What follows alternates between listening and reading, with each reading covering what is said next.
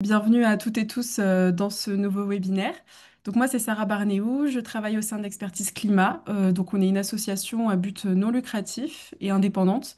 Notre mission, c'est de créer des ponts entre les scientifiques et les journalistes pour les aider à travailler ensemble pour couvrir les crises environnementales que l'on connaît.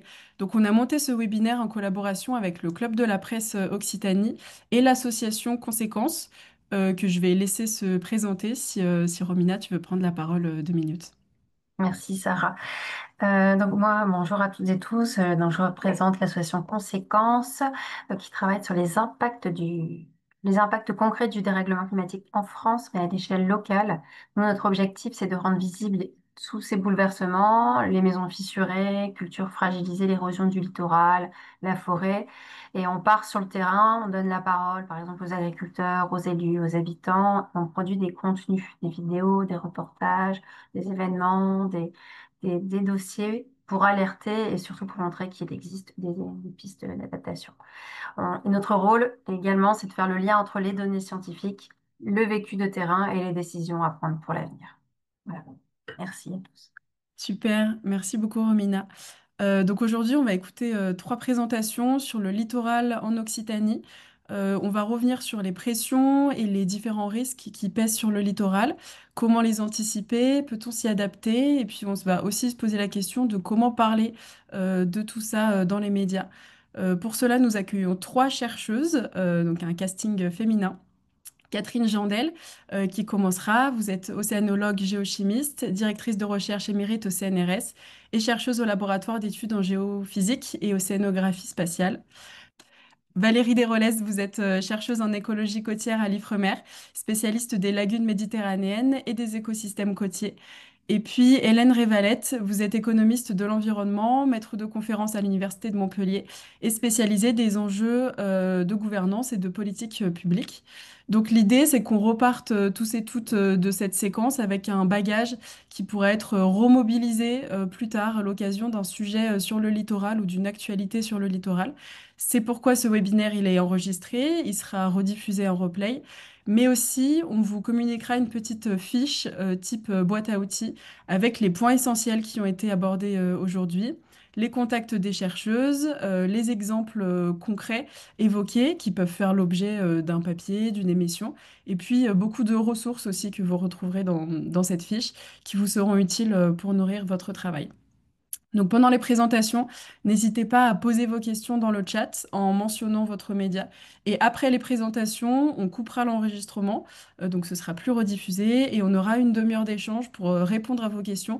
Et vous pourrez aussi à ce moment-là les poser directement en ouvrant votre micro. Sur ce, bah voilà, je laisse la parole à nos expertes. Voilà, si vous pouviez respecter au maximum le temps de parole, comme ça on se garde un vrai moment pour les questions. Et puis on commence avec l'intervention de Catherine Jandel sur la mer Méditerranée face aux activités humaines. Qui est important à saisir, c'est que quand on a des vagues de chaleur sur Terre qui sont de plus en plus fréquentes et de plus en plus intenses, hein, les modèles de Météo France du monde, on a aussi des vagues de chaleur marines. Ces vagues de chaleur marines, elles sont sur l'océan mondial, elles se produisent sur l'océan mondial. On appelle ça des canicules marines et ce sont de véritables incendies sous-marins.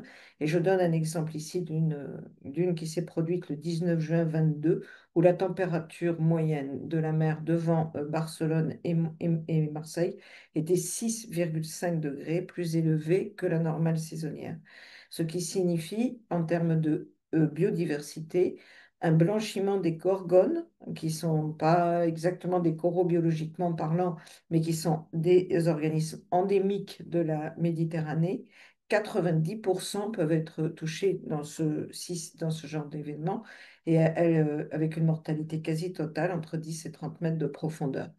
Mortalité massive aussi quand on parle de plantes autochtones que sont les posidonies. C'est une plante à fleurs marines et qui est uniquement présente en Méditerranée et qui subit de plein fouet ces vagues de chaleur. Un autre effet du réchauffement sur la Méditerranée, c'est que la canicule et les courants vont favoriser la prolifération de ce que l'on appelle des espèces invasives. Alors, je pense que vous voyez ma souris. Elle rentre par le canal de Suez, où en mer Rouge il fait plus chaud a priori qu'en Méditerranée, sauf que la Méditerranée orientale est devenue tellement chaude que l'on identifie aujourd'hui près de 1000 espèces invasives, c'est-à-dire qui n'étaient pas là dans les écosystèmes installés depuis très longtemps, depuis le début de l'Holocène, depuis 8000 ans, on va dire. Et donc, ces écosystèmes sont ravagés par exemple, le poisson-lion, le poisson-lapin, qui sont des dévoreurs des écosystèmes dans lesquels ils rentrent. Et on a une abondance moindre en Méditerranée occidentale, mais ça ne saurait tarder puisque tout se réchauffe. Et donc, c'est un véritable problème. On appelle ça la tropicalisation de la Méditerranée. Au moins, ce que je dis, entre 900 et 1000 espèces non indigènes, et vous avez des photos ici. Et un des effets qui est le plus gênant aujourd'hui, visible par les touristes, c'est qu'il y a de plus en plus de méduses aussi. Les méduses, c'est très beau, mais ça peut être urticant, mais surtout, ça s'installe quand le milieu n'est pas de bonne qualité. Voilà, la méduse se met en place quand le milieu est dégradé. Montrer la canicule. J'ai montré les impacts dévastateurs, photos de gorgones et de ce que l'on appelle les posidonies. Je suis sur la carte j'en étais là, sur la carte de la distribution des espèces invasives qui viennent par le canal de Suez en Méditerranée orientale et qui commencent aussi à envahir la Méditerranée occidentale. Et ici, ce sont des photos en fait de prises un peu partout de ces espèces et en particulier le problème des méduses qui est devenu terrible aussi parce qu'il touche au tourisme qui est une des économies. Une des autres choses dont on peut parler, alors du coup mes animations ne vont pas marcher, ça c'est, je le remettrai pour une animation qui est très importante, je remettrai mon diaporama. C'est les crues que l'on appelle les événements méditerranéens, épisodes méditerranéens. Donc les récents, c'est La Roya, Valence, Trèbes, et je vous ai mis quelques chiffres des coûts. Alors qu'est-ce que c'est que ça? C'est en fin d'été, la Méditerranée est en surchauffe parce qu'elle a reçu énormément d'énergie, elle s'évapore. La vapeur d'eau génère des nuages. Ces nuages vont, poussés par des vents d'est, aller crever sur les Cévennes, les Pyrénées ou les Alpes. Ça dépend sur quelle montagne elles vont arriver et elle génère des phénomènes de pluie absolument monstrueux, comme il s'est passé à Valence il n'y a pas longtemps, à l'automne dernier, et où vous avez des dégâts qui sont absolument majeurs. Et ça, c'est conjugué à de la dépression dans l'atmosphère, et la dépression génère aussi une montée artificielle du niveau de la mer. Et donc, vous avez une attaque de la côte et du littoral par cette montée du niveau de la mer due à la dépression. C'est naturel, en fait, mais ça vient se surajouter à la montée du niveau de la mer humaine et vous avez les crues avec des photos et je passe sur les effets budgétaires. Mais vous avez ici, si ce qui est important, pardon, dans les coûts, c'est que l'événement de Cannes en 2015 a été évalué à 650 millions d'euros, La Roya à 1 milliard d'euros et Valence à 22 milliards d'euros. Et c'est ce que disent les prédictions. Elles disent, les prédictions des climatologues, qui sont faites dans le cadre qu'il y a des surveilles qui sont faites dans le cadre du CNRS, des observatoires, de Météo France. Ils disent que ça va être de plus en plus intense et de plus en plus cher. Et bien, c'est très très bien isolé et illustré par ce bilan ici. Ensuite, cette montée du niveau de la mer, dont j'ai parlé, là, elle est observée depuis tout au long du XXe siècle. Elle a été observée avec une montée d'1,7 mm par an, donc au total sur un siècle de 17 cm par des mesures de marégraphe, c'est-à-dire des capteurs qui sont au fond de la mer et qui mesurent la hauteur, la pression au-dessus de leur tête. Et ensuite, ici, on a commencé à avoir des très très bonnes mesures satellites à partir de 1992 qui ont confirmé les mesures des marégraphes et la tendance observée par les marégraphes. Et aujourd'hui, on a une accélération observée de la montée du niveau de la mer. On est passé de 1,7 mm par an à 4,5 mm par an aujourd'hui. Et vous voyez que ça va très très vite. Et les causes, elles sont de deux ordres. C'est la fonte des glaciers continentaux, dont le Groenland et un bout de l'Antarctique, et la dilatation du milieu marin. Et les prédictions, dans les modèles climatiques, vous avez ici donc les modèles sur la marée, vous avez ici les années qui sont de 0 à 2100. Vous avez le changement climatique, vous avez la partie où nous avons les mesures et les observations, et à partir de, dans quelques dans quelques minutes, on n'a plus d'observation, il faut les faire. Et donc, la prédiction, c'est pour tout ce qui va se passer dans les années qui suivent. Et c'est à minima 40 centimètres en 2100, voire plus d'un mètre. Ça dépend comment va se comporter l'Antarctique par rapport au réchauffement de l'océan en particulier, qui vient d'attaquer. Et donc, on a une grosse part d'erreur. Mais par contre, le chiffre dont les personnes qui travaillent là-dessus, les collègues qui travaillent là-dessus, sont le plus sûrs, c'est qu'on aura 40 centimètres de plus à la fin de ce siècle. D'ailleurs, à 4,5 mm par an, 4,5 mm par an, on est déjà parti dans cette direction-là. Alors, je vous ai préparé quelque chose, c'est un site du BRGM qui vous propose une simulation en open source de ce que va devenir le littoral occitan en cas de montée du niveau de la mer. Alors, il y a un curseur sur la gauche qui vous permet, si vous allez vous connecter sur ce site, qui vous permet de simuler votre côte préférée. Si ça monte de 50 cm, d'un mètre 50, etc., elle devient rouge, ça veut dire qu'elle est couverte par l'eau de mer. Bon, alors en fait, c'est la superposition d'une tempête d'Est. Les tempêtes d'Est, c'est vraiment là où en fait, en Méditerranée, il y a le Mistral et la Tramontane qui viennent du nord, et puis sinon, les grosses tempêtes, elles viennent de l'Est en général. Et donc, c'est une dépression, et donc on a à la fois la montée du niveau de la mer due à la dépression, parce que l'air appuie moins sur la mer. Donc, quand il y a une tempête, c'est ça. Il y a les vagues qui viennent attaquer le littoral et c'est simulé par rapport à une augmentation du niveau marin de 35 centimètres. Eh bien, en fait, sur ma simulation, les vagues marron, elles rentrent dans les jardins du littoral Alors, ici, on est à Palavas-les-Flots, en fait, et on reconnaît les étangs derrière et on voit que le littoral est directement attaqué. Et ça a été donc validé, ce travail a été validé et depuis, il n'y en a pas eu d'autres de fait. Une autre chose alors, les diaporamas seront à votre disposition, hein, c'est important parce que dans les petits commentaires, j'ai ajouté des choses qui sont importantes, des liens, etc. Une autre chose qui est à comprendre, c'est que quand le niveau de la mer monte, ça génère une pression aval sur les nappes phréatiques qui se jettent dans la mer à 50 mètres de profondeur, etc., et qui vont recevoir ce sel. Et donc, la salinisation est déjà en cours sur la Camargue, sur les côtes du golfe du Lion, plus évidemment que sur les côtes des Calanques, puisque là, il y a des falaises. Donc, on a des zones très sensibles ou dans lesquelles on a des eaux saumâtres pour irriguer. Et donc, ce qui pose quand même un sérieux problème parce qu'on ne peut pas irriguer avec de l'eau salée. Ensuite, dont je veux parler, c'est que quand il fait très très chaud sur les étangs, là on a un suivi temporel. Je suis désolée, c'est pas très très lisible, c'est pas de ma faute, c'est le site qui est comme ça, où j'ai été chercher l'image. C'est un suivi temporel qui est fait par donc institutionnel de mesure de l'oxygène. Là, on est dans les étangs. Et en fait, on voit que on a des pics négatifs comme ça au cours du temps et en particulier en été. En hiver, on a de l'oxygénation parce qu'il y a beaucoup d'agitation et de mélange. Et en été, on voit qu'il peut y avoir des déficits d'oxygène très importants. Et c'est les parcs à huîtres et les moules qui subissent directement ces effets de manque d'oxygène. C'est parce qu'il fait chaud, l'oxygène ne pénètre plus, il est consommé dans le lac ou dans l'étang par les organismes. Et donc, c'est ça qui génère ces déficits d'oxygène. Et enfin, la dernière chose dont je veux parler, j'espère que je tiens mon temps, c'est l'acidification des eaux marines. Alors, j'en fais un chapitre à part parce que ça n'est pas la même chose que le réchauffement. Le réchauffement climatique, il est dû à l'augmentation de l'effet de serre dans l'atmosphère.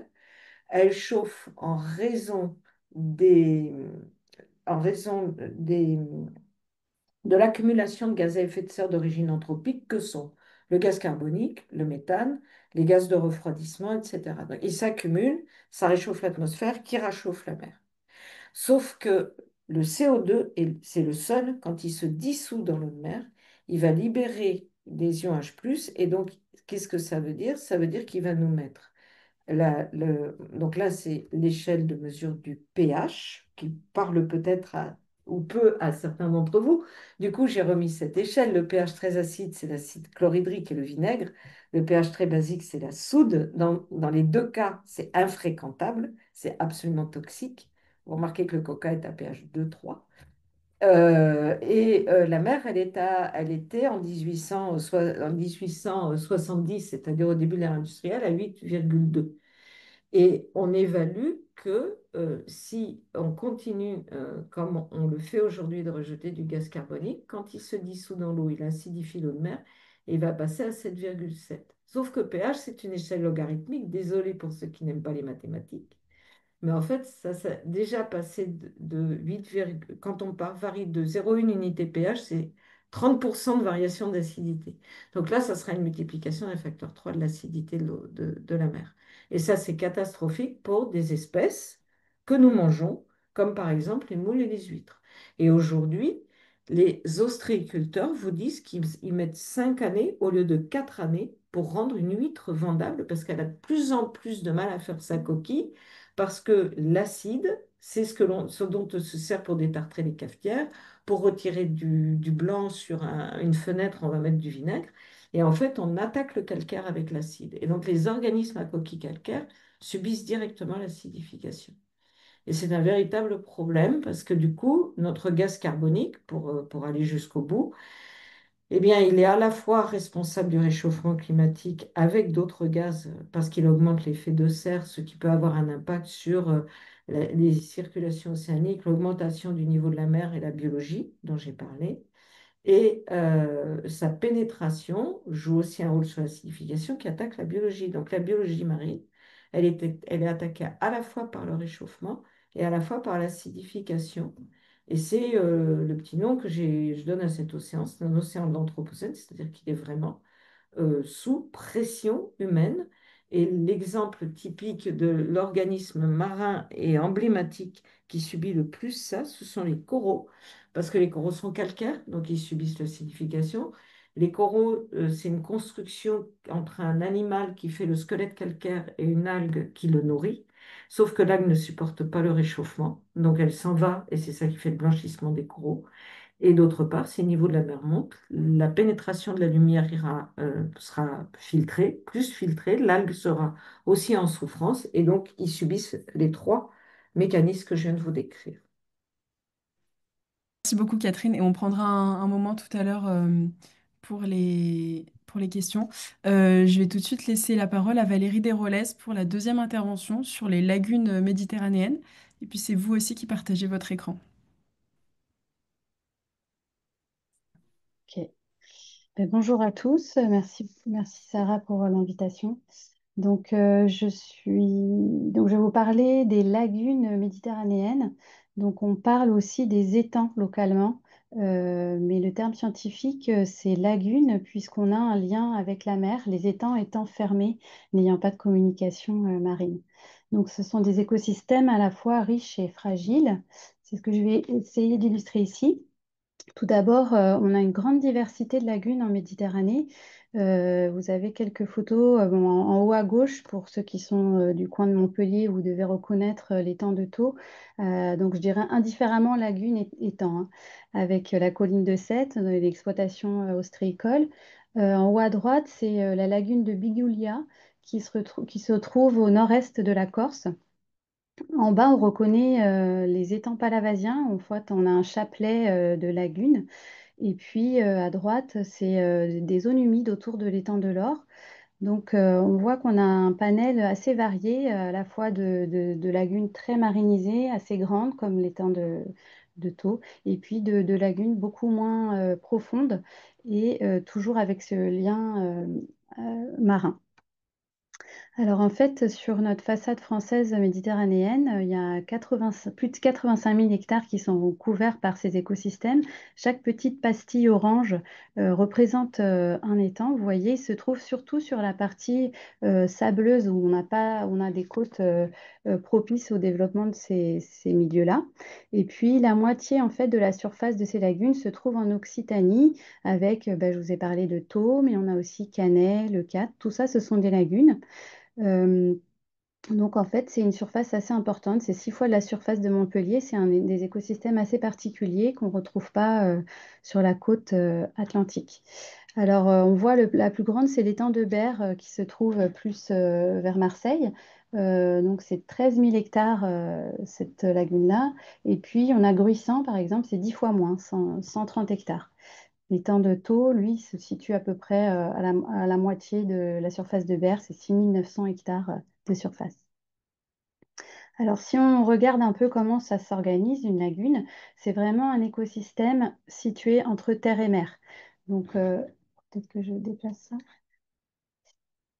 On a le bassin versant, en fait, c'est toute la terre, tout ce qui va, toute l'eau qui va arriver, l'eau douce qui va arriver aux lagunes, vient de la terre, de son bassin versant. Et puis, à l'extrémité à droite, on voit la communication avec la mer. Donc, on a des canaux qu'on appelle localement les gros, et c'est par cet endroit-là que se fait l'échange avec la mer, ce qui fait qu'on a des milieux finalement intermédiaires avec des salinités, des taux de sel beaucoup plus élevés que ceux de la mer en été, puisqu'on a une évaporation qui fait que le sel va se concentrer. Et puis, au contraire, quand il pleut l'hiver, on a des salinités beaucoup plus basses. Pareil pour la température, on peut prendre un peu l'image d'une casserole. La lagune, elle va chauffer très vite, au contraire de la Méditerranée, la grosse marmite qui va mettre plus de temps à se réchauffer. Donc ça fait des écosystèmes très variables dans lesquels on a une biodiversité particulière. Alors, en termes de chiffres, si je peux vous donner quelques exemples, sur la lagune de Thau, on a dénombré récemment plus d'une trentaine d'espèces de poissons. Certains passent toute leur vie dans la lagune, mais d'autres passent une partie de la vie. C'est le cas des dorades ou des anguilles, donc qui viennent se nourrir dans ces milieux qui sont particulièrement riches. En termes de macro-algues ou de plantes marines, on a une grande quantité d'espèces dans la lagune de Thau, plus de 190, dont un quart à peu près sont d'origine exotique. En termes de la biodiversité, elle se trouve aussi à l'échelle microscopique. Si on regarde les micro-algues, on a une soixantaine d'espèces qui sont recensées régulièrement en lagune de Thau. Donc voilà, je vous illustre un petit peu les dorades, à gauche, l'anguille, la grande nacre qui fait son retour dans les lagunes alors qu'elle disparaît en mer, l'hippocampe. Vous voyez, les fonds sont assez variés. On n'a pas, on n'imagine pas une telle diversité. Donc, quand on parle des herbes marines, donc Catherine a parlé des posidonies. Ici, vous avez l'équivalent en lagune, ça s'appelle la zoster. C'est une plante marine donc, qui est vraiment ancrée dans le sol. Et puis, on a tout un panel donc, avec des algues vertes telles qu'on peut retrouver en Bretagne, des algues rouges. Et ici, vous voyez ce que peut représenter la diversité des micro-algues, avec ici une algue qui s'appelle Chetoceros parce qu'elle porte elle a des cheveux autour d'elle, Squelettonema, et puis ici une petite dinoflagellée. Donc, on voit l'échelle, là, 50 micromètres, en fait, c'est à peu près la taille d'un cheveu. Donc, pour cette biodiversité, il faut s'équiper d'un microscope, mais c'est des choses qu'on fait de façon récurrente sur ces milieux-là.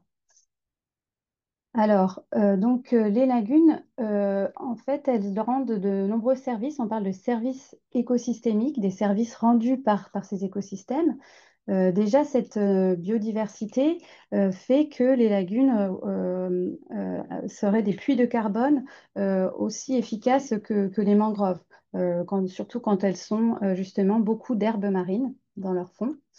Ensuite, les lagunes sont plus riches en termes de microalgues que la mer, du fait des apports terrestres. Et donc, ça a été propice en Occitanie, notamment au développement de la pêche, de la conchyliculture. Vous avez 10% de l'ostréiculture française qui est localisée entre Thau et Leucate, par exemple. Ensuite, plus récemment, il y a des activités touristiques qui se sont développées, récréatives. Le kitesurf, la planche à voile, c'est très facile d'aller se former à ces sports-là du fait des faibles profondeurs et on a des vents très importants dans notre région. Et puis, il y a toute une activité d'observation de la nature puisque les zones humides qui bordent les lagunes font qu'elles hébergent des espèces d'oiseaux assez rares. Alors, les nombreux usages de ces lagunes sont menacés par pas mal par pas mal de pressions d'origine humaine. Donc, premièrement, donc ici, vous avez les 5 pressions d'ailleurs qui sont recensées par l'IPBES, hein, l'équivalent du GIEC pour la biodiversité. Donc, justement, les usages, s'ils ne sont pas régulés, s'il y a trop de fréquentation, on peut avoir des effets sur les herbiers notamment, par exemple, si on a du piétinement. On peut avoir de la surpêche, il peut y avoir des problèmes de, de rejet importants. Et donc, tout ça, ça doit être régulé par des plans de gestion. Donc, les pollutions, du fait de ce caractère un petit peu confiné, on a une concentration parfois de certains contaminants. Alors, on parle de contaminants chimiques tels des herbicides ou des métaux lourds. Les métaux lourds ont l'inconvénient de pouvoir s'accumuler dans les sédiments. Donc, même si on réduit les rejets, ils vont mettre un certain temps à s'éliminer complètement.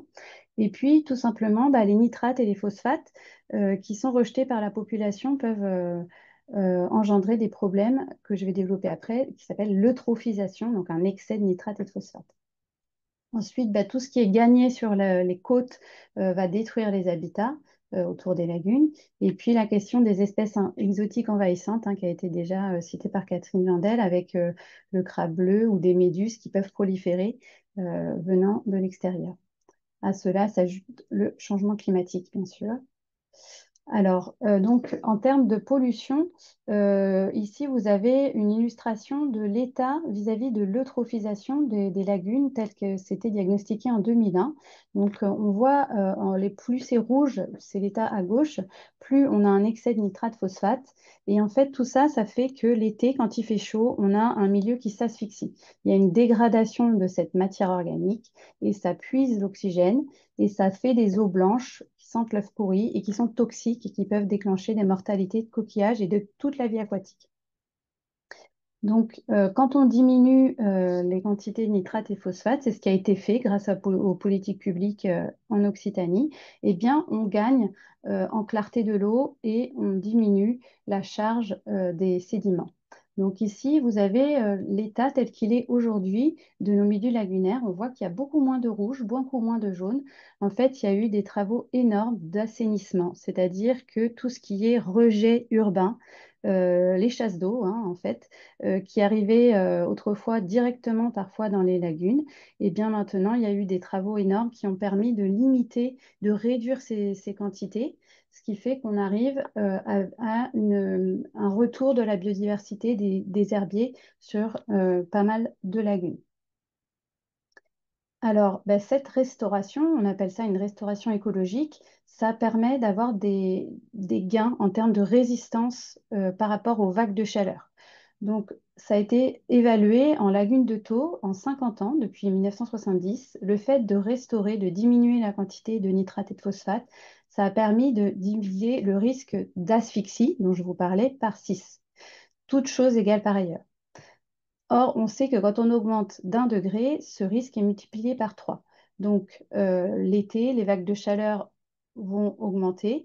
Eh bien, la restauration écologique a permis de contrer quelque part une partie du processus en limitant le risque d'anoxie.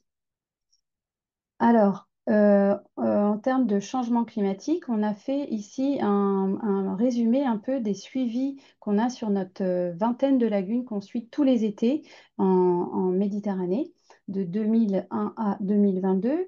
Et en fait, ce qu'on voit, c'est que les températures augmentent, hein, comme l'a dit Catherine Jandel, la température atmosphérique augmente. Toutes nos lagunes, nos petites casseroles plus ou moins grandes, eh bien, elles chauffent.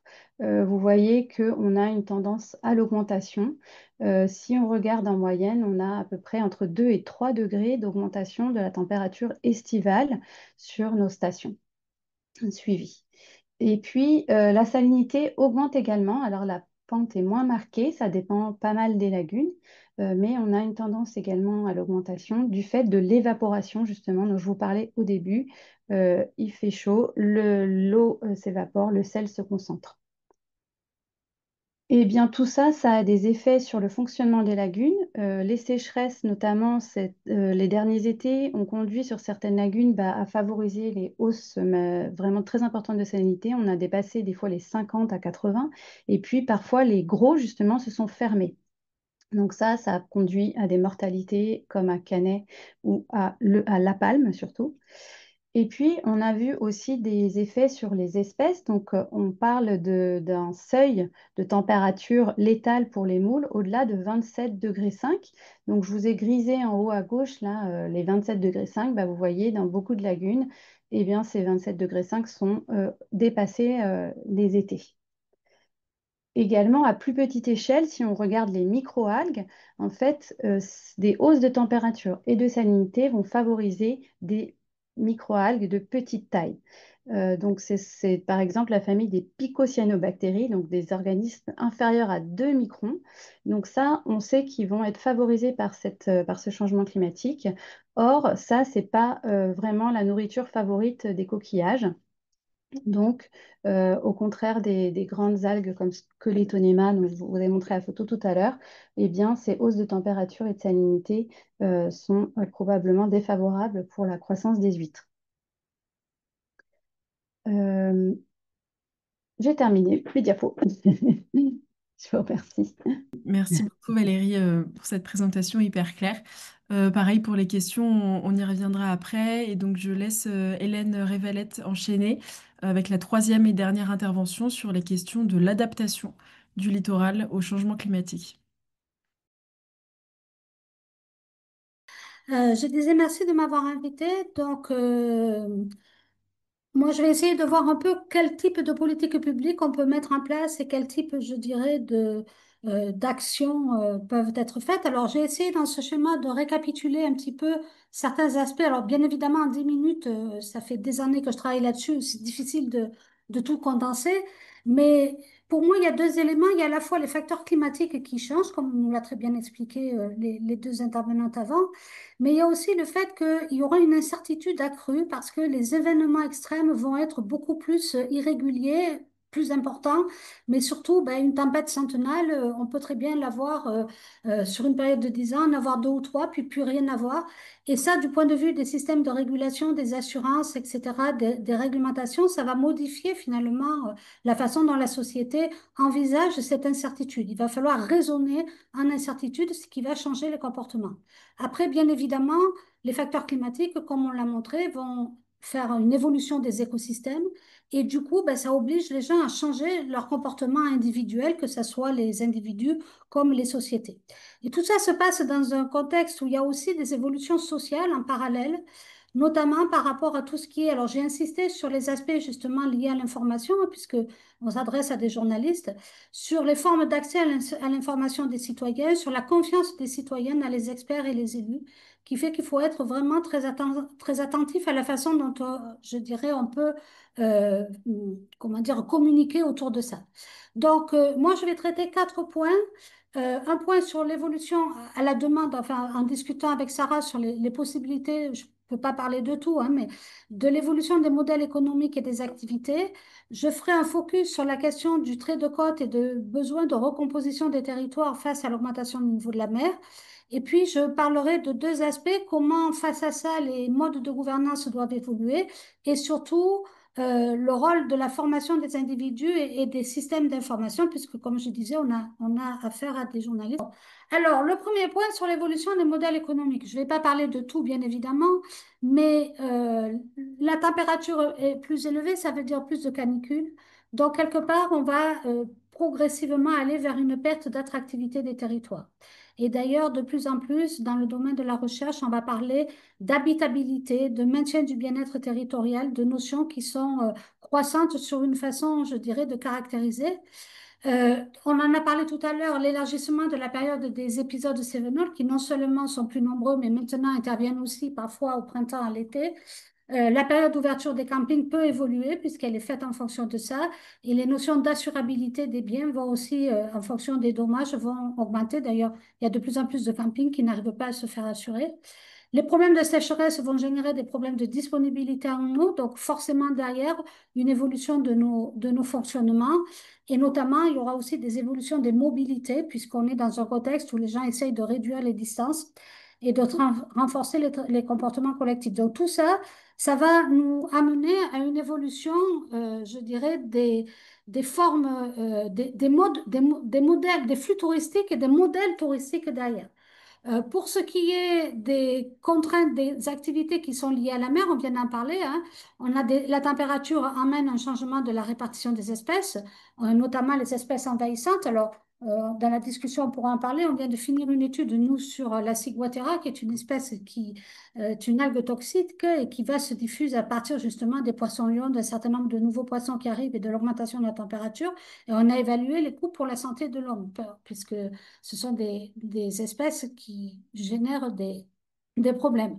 Il y a des changements de composition des écosystèmes, notamment, ben, par exemple, la sardine et l'anchois dans le golfe du Lion sont plus petites et sont moins, je dirais, regroupées. Du coup, ben, on a eu beaucoup de chalutiers qui ont été obligés de s'arrêter parce que c'était plus rentable finalement de les pêcher comme ça. Et quelque part, on a une diminution là aussi des formes, ou un changement des formes de pêche. Et l'acidification de l'eau dont on parlait tout à l'heure, c'est une contrainte effectivement pour la conchyliculture. Le deuxième point, c'est l'évolution des risques et notamment la notion de recomposition spatiale des territoires. C'est-à-dire que on a une fréquence et une variabilité des tempêtes plus forte, une augmentation du niveau de la mer. On a une probabilité non nulle de tsunami en Méditerranée à moyen terme et on a une évolution vers des épisodes qui rapprocheraient finalement un peu, hein, c'est pas tout à fait pareil, des cyclones. Tout ça, ça génère un accroissement de l'érosion, aussi bien des plages que des falaises, et surtout des risques de submersion marine. Et dans les submersions marines, il faut distinguer la submersion permanente qui correspond à la carte que vous a montrée du BRGM que vous a montré tout à l'heure Catherine, mais nous, en tant qu'économistes, on s'intéresse aussi beaucoup à une submersion qu'on va appeler récurrente, c'est-à-dire si vous êtes submergé dans votre jardin, voire dans votre maison tous les 2, 3 ans, eh ben, au niveau des assurances, ça va plus marcher. Et donc, on a l'impression que c'est moins grave parce qu'on n'est pas en permanence sous l'eau, mais du point de vue de l'habitabilité du territoire, ça pose quand même de problèmes. Et puis, bien sûr, il y a les tempêtes exceptionnelles qui, celles-là, sont toujours dans le régime des assurances. Et donc, à terme, les assurances, d'ailleurs, commencent à parler sur l'idée que des submersions récurrentes sortiraient du fonds Barnier. Voilà. Alors, par rapport à ça, on va essayer on va changer nos modes de gestion de la vulnérabilité des territoires. On va sortir d'une logique, jusqu'à présent, on était dans une logique de protection. On essayait de réduire surtout l'exposition à l'aléa. euh, Pardon, on faisait plutôt comment dire, des digues, des choses qui nous protégeaient. Et maintenant, l'idée, c'est plutôt au contraire de réduire l'exposition, c'est-à-dire de ne pas essayer de se protéger, mais d'aller ailleurs dans des zones moins exposées parce qu'on se rend compte qu'à moyen terme, on ne pourra plus réellement se protéger. Ça supposerait de faire des digues trop hautes et d'avoir des coûts d'entretien de ces guides trop importants du point de vue de... Voilà. Et d'adapter les enjeux les moins exposés, notamment, c'est ce qu'on mettre des bâtards d'eau, des choses comme ça, c'est ce qu'on appelle des mesures de mitigation, hein, où on essaye de réduire, de vivre avec le risque, en fait, d'apprendre à vivre avec le risque. La deuxième évolution, c'est de renforcer les mesures fondées sur la nature, parce que là, on a un double dividende, ça permet à la fois de préserver la biodiversité, et notamment quand on préserve la biodiversité, on préserve la capacité d'adaptation des écosystèmes. On a moins besoin de s'adapter si les écosystèmes, en partie, s'adaptent pour nous. Et enfin, il faut penser l'adaptation avec l'ensemble des risques, et notamment recomposer le territoire, puisqu'il n'y a pas que la montée du niveau de la mer, tout va intervenir en même temps, à la fois les feux de forêt, la canicule, la sécheresse et la pénurie d'eau, et la montée. Et donc, il faut repenser le territoire dans sa globalité. Ça, c'est le ministère qui avait montré un peu les différentes possibilités. Donc, ici, il y a la digue, comme je disais, ou le rechargement en plage qui permet quelque part de protéger toujours les maisons. Là, on a la chance d'avoir des mesures, je dirais, de solutions fondées sur la nature, hein, des processus naturels, si on est derrière des digues. Et la nouvelle stratégie qu'on a appelée dans le temps repli, recul, et maintenant qui a changé de dimension et qui passe plutôt par la recomposition spatiale, c'est qu'on va déplacer la maison qui est confrontée à l'aléa, on va la mettre dans un endroit plus sûr. Encore faut-il trouver un endroit plus sûr où il n'y ait pas de forêt, etc. Alors, Dans le cadre, nous, en Occitanie, il se trouve que les deux régions qui sont le plus en avance, c'est la Nouvelle-Aquitaine et l'Occitanie. Et dans le cadre de l'Occitanie, il y a le plan littoral 21, dans lequel vraiment il y a eu une prise de conscience des élus. Il y a eu vraiment la mise en place par à la fois la DREAL et la région d'une vraie stratégie d'adaptation et avec vraiment un travail depuis 6 ans de conscientisation des gens et d'avancer lentement. Parce que bien évidemment, il faut se mettre à la place des élus. On ne peut pas du jour au lendemain tout changer. Les gens ne sont pas encore conscients et donc ça ne sert à rien de faire des choses contre leur gré. Et il faut amener aussi progressivement pour des questions de financement, faire des expérimentations et avancer petit à petit vers ce qu'on appelle des mesures transformationnelles ou transformatives, que le GIEC appelle comme ça, parce que c'est des mesures, c'est vraiment ce que je dis, la recomposition des territoires, c'est-à-dire c'est des mesures qui vont transformer en profondeur le territoire et donc il faut que les comportements des gens, les habitudes de vie des gens évoluent dans le même temps. Donc là, je vous ai laissé, je ne la lis pas, la définition de ce qu'on va appeler la recomposition spatiale, qui est une définition qu'on a co-construite. Là, ça fait 6 ans qu'on travaille avec le PL 21, vraiment, et qu'on a monté une communauté de pratique pour vraiment que aussi bien les gestionnaires que les élus et que les parties prenantes soient bien informés. Alors, l'idée, c'est d'avoir des mesures pérennes, qui sont des mesures, notamment les systèmes d'observation et la communication, la sensibilisation, la concertation. Donc ça, on en fait tout le temps. Et puis, on commence par des actions qui sont plutôt des actions préalables ou transitoires. Et vous voyez qu'au cours du temps, alors d'abord, il faut définir un profil de territoire résilient, vers quoi on veut aller à terme. Et après, au fur et à mesure du temps, donc 2, 3, 4, 5, 6, c'est des périodes de moyen terme, long terme. On va avoir beaucoup de mesures transitoires et peu de mesures structurelles, transformatives. Et puis, dans les dernières périodes, au contraire, on va avoir beaucoup de mesures transformatives et peu de mesures préalables. Il faut qu'on avance pas à pas si on veut avancer de façon réaliste.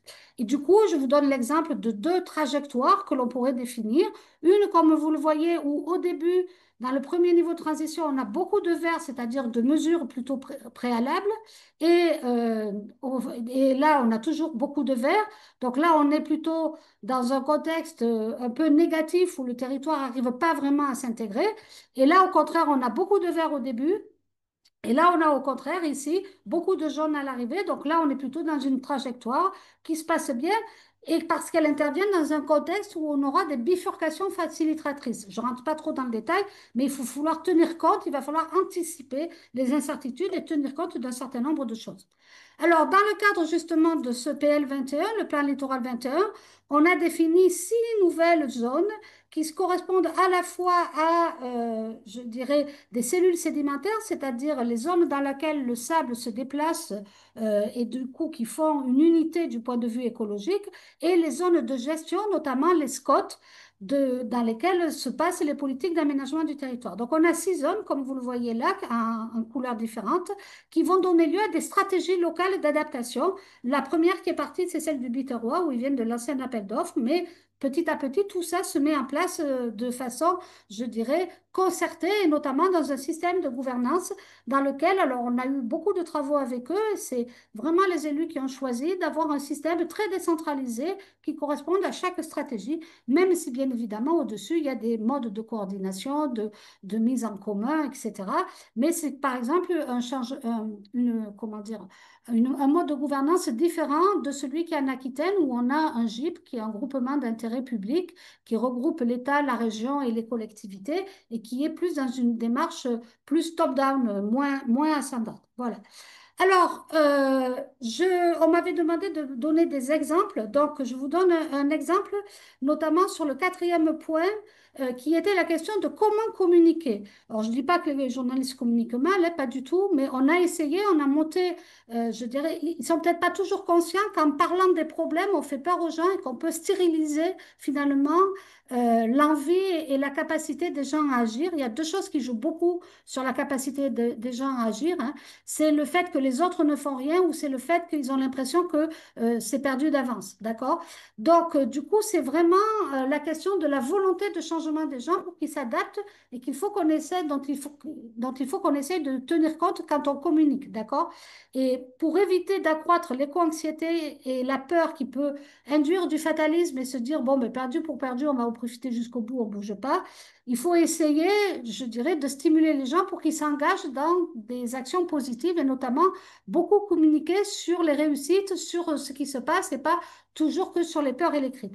Donc là, dans le cadre d'une enquête, on avait deux dépliants, un qui était plutôt humour et un plutôt tempête, et on a demandé aux gens derrière quelles étaient les émotions qu'ils avaient éprouvées. Donc c'était une enquête auprès de 800 personnes à l'échelle nationale sur les communes littorales. Il y avait 230 communes littorales et c'était au hasard et on demandait ce qu'ils avaient reçu. Donc on voit que quand on passe par l'humour, 69% je dirais, des émotions ressenties conduisent plutôt à être sensibilisés, à réfléchir et à quelque part à essayer peut-être d'agir, d'être acteur de la transition. Alors que dans la tempête, au contraire, ça paraît logique, hein, 59% se disent angoissés, irritables, apeurés. Et là, les travaux qui sont faits en psychologie montrent que ça inhibe en fait la capacité de changement. Autre exemple qui est donné, donc je vous disais, l'Occitanie, en particulier le département de l'Hérault et le département de France où il y a eu le plus de relocalisation, puisqu'il y a eu deux routes importantes, dont une qui a été faite avec les Pays de l'Or, où on a relocalisé la route du Petit Travers. Donc vous voyez qu'avant, on avait la route tout le long, et après, ici, la route s'arrête là. Et là, donc, on a retrouvé le phénomène naturel. Alors, pourquoi on a fait ça? C'est parce que pour lutter contre l'érosion, il faut que ces espaces ici je dirais, qui sont des dunes et qui stockent du sable, ne soient pas coupés de la plage, en fait, et que ça serve réellement de stockage du sable et que ça puisse réensabler la plage au fur et à mesure, sachant qu'avant, on faisait du réensablement, mais que ça ne durait pas beaucoup. Alors que là, on a une coupure du système. De même ici, sur le cas de la route du Lido de Sète à Frontignan, donc avant, on avait la route qui longeait ici la plage, avec ici, tous les 2 3 ans, ben, des dégâts par les tempêtes qui fait qu'il fallait qu'on reconstruise la route. Et donc, on a déplacé la route ici pour la mettre là. Donc, ça paraît si simple comme ça, mais c'est pas simple du tout et ça a coûté 54 millions d'euros. Et on a en plus réaménagé avec donc des systèmes de ganivelle et de façon à, à renforcer en fait les dunes et le fonctionnement naturel des dunes. Autre élément sur lequel on est aussi en pointe, donc à l'échelle nationale, dans le cadre de la loi climat et résilience, on a mis en place ce qu'on appelait des projets partenariaux d'aménagement. Il y en a 7 en tout en France.